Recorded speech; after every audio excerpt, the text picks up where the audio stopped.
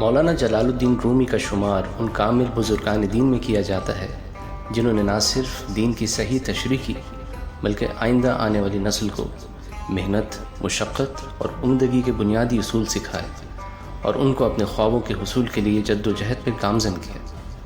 علامہ اقبال رحمۃ اللہ علیہ بھی مولانا روم سے متاثر تھے اور ان کے کلام کے اندر موجود فلسفہ خودی اور ارشاد خودی بھی مولانا روم کی تعلیمات کا بنیادی عکس ہیں۔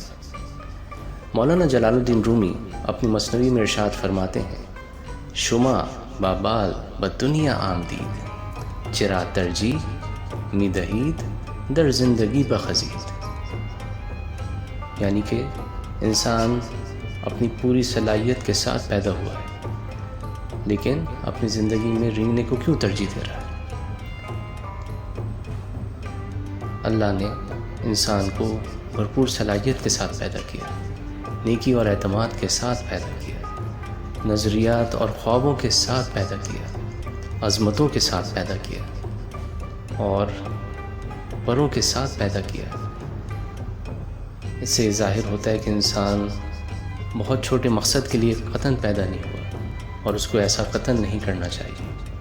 اسے اپنی صلاحیتوں کو بروئے کار لانا چاہیے اور اپنی زندگی کا آغاز بھرپور انداز میں کرنا چاہیے۔ آئیے اور اپنی زندگی کا آغاز اسی عزم اور ولولے کے ساتھ کریں۔ اے سفر کرنے والے، نہ دیر کر، دیکھ ڈھلنے کو ہے تیرا شمس عمر۔ تو نہ اب دیر کر، وقت ہے مختصر، نہ جانے تجھے اب ہے کس نو کا ڈر۔ جب تلک ہیں سلامت تیرے بالوں پر، نہیں رکھ نظر مال و اسباب پر۔ منتظر ہیں افق رہ گزر بحر و بر، تیری ہمت ہی ہے تیرا رخت سفر۔ زندگی میں سدا رب پہ رکھنا یقین، سوئے منزل سفر ہو دعا مانگ کر۔ خودی کو افق سے تو مانوس کر، سبھی باطلوں کو تو مایوس کر۔ جہان فلک کو تو آباد کر، ساکنان قفس کو محو پرواز کر۔